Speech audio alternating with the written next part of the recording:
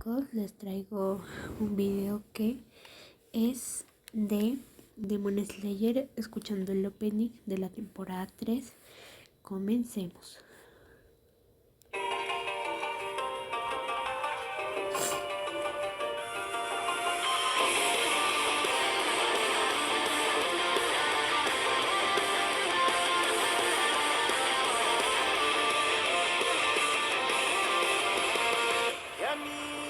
駆け抜けてどこへ向かう月明かりだけがただ一つの道しるべ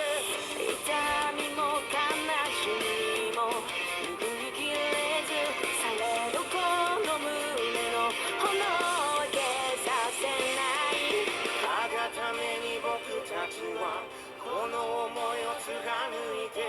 闇を裂き火の下で光さす日まで時を打たれた心に宿した火を舞い上げると今崖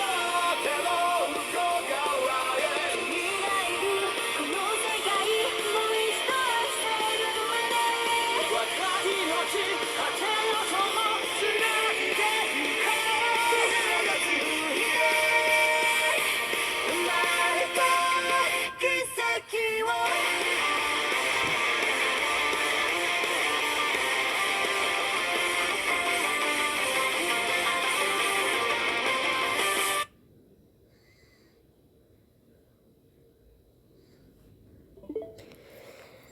Así es, chicos, ya escuchamos el opening. Espero llegar a los